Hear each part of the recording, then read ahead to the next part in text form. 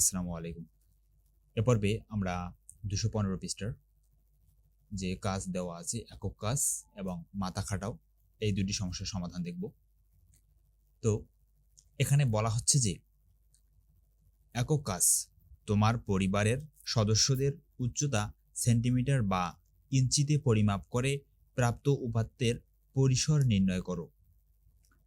এখান থেকে আমাদেরকে আমাদের পরিবারের সদস্যদের উচ্চতা নিয়ে একটা পরিসর নির্ণয় করতে হবে।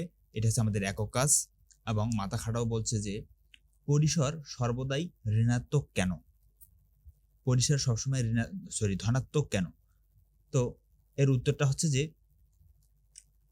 উত্তর, পরিসর হলো সর্বোচ্চ মান এবং সর্বনিম্ন মানের পার্থক্য।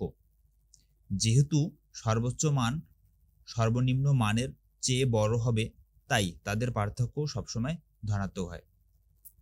অর্থাৎ পরিসর হচ্ছে কি, সবসময় বড় মান থেকে ছোট মান বিয়োগ করতে হবে। তো যেহেতু আমরা বড় সংখ্যা থেকে ছোট সংখ্যা বিয়োগ করব, তো এই ক্ষেত্রে সবসময় আমরা কি ধনাত্মক মানই পাবো, তাই না?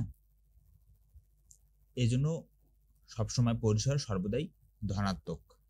এই হচ্ছে আমাদের এই প্রশ্নের উত্তর। এবার চলেন আমরা আমাদের একক কাজ দেখি। তো ধরি, আমরা এখানে ধরো লিখছি। তো ধরো আমার পরিবারের সদস্যদের উচ্চতা সেন্টিমিটারে হলো ১৬০ সেন্টিমিটার, ১৭৫, ১৫৫, ১৮০, ১৬৫। আমার পরিবারে ৫ জন সদস্য আছে, তাদের উচ্চতা এত এত করে। এখন এখানে সর্বোচ্চ উচ্চতা কত? ১৮০ সেন্টিমিটার, ১৮০। সর্বনিম্ন উচ্চতা কত? ১৫৫। তাহলে পরিসর কি? পরিসর হচ্ছে সর্বোচ্চ উচ্চতা মাইনাস সর্বনিম্ন উচ্চতা। তাহলে সর্বোচ্চ উচ্চতা হচ্ছে ১৮০, সর্বনিম্ন উচ্চতা হচ্ছে ১৫৫। তাহলে ১৮০ থেকে যদি আমরা ১৫৫ বাদ দেই, তাহলে কত পাবো? 25 সেন্টিমিটার।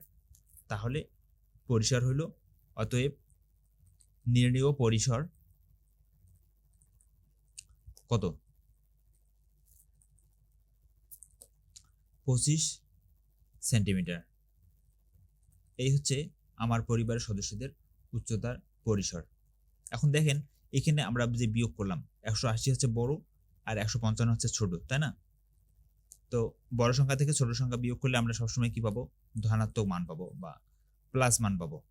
তাই এই জন্য পরিসর সবসময় কি? ধনাত্মক। এই হচ্ছে আমাদের একক কাজ এবং মাথা খাটাও, এই দুটি সমস্যার সমাধান। আশা করি আপনারা বুঝতে পেরেছেন। তো ধন্যবাদ সবাইকে।